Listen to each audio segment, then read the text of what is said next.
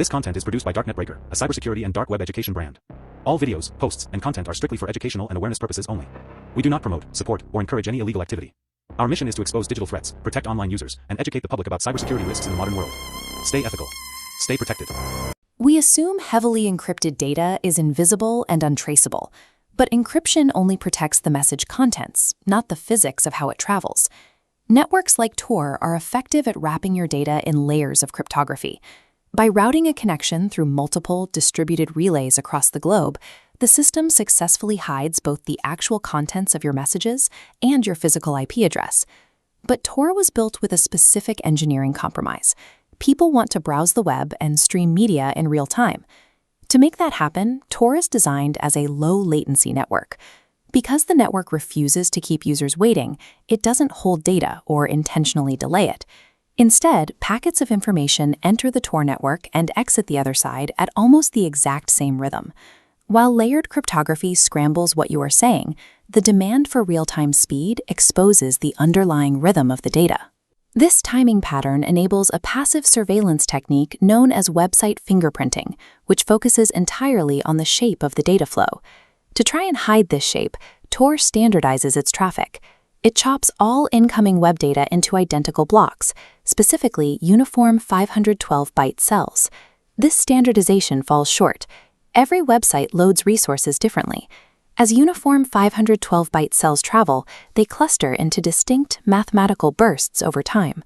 An adversary just watches the timing and volume of these bursts, comparing them against a database of known website silhouettes.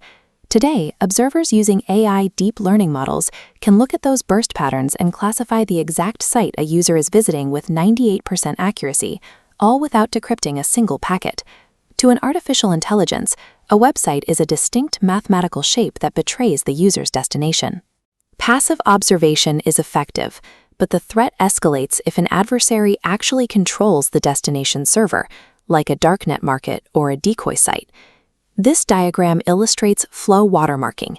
An adversary controlling a server can inject a deliberate rhythmic stutter into the data stream. Because Tor prioritizes low latency, this artificial stutter ripples backward through the exit node, middleman, and entry relays, remaining completely intact.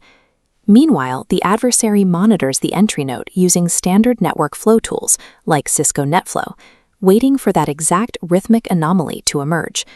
By correlating the watermark injected at the destination server with the pulse observed at the entry node, the attacker links both ends of the connection.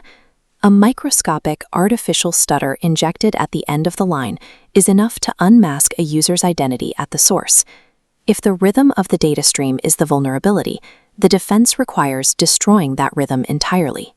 Researchers have developed a countermeasure known as dummy traffic. The strategy is to intentionally flood a connection with fake data. In this animated diagram, the entry node mixes real data packets with a high volume of decoy packets. These fake packets are given short time to live, or TTL headers, which dictate exactly how many network hops they can make before expiring. This constant flood of noise distorts the rhythmic patterns visible to edge routers. It breaks up those identifiable burst shapes into a chaotic flow, blinding the adversary's correlation algorithms. And because of the short TTL headers, the dummy packets automatically die off midway through the journey.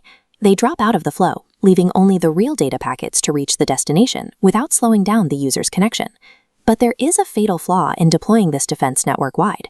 Generating and maintaining a constant rate of dummy traffic requires an immense amount of global network bandwidth. As long as society demands zero-latency web browsing, our data rhythms will remain visible. We are forced to choose between the convenience of speed and the security of anonymity.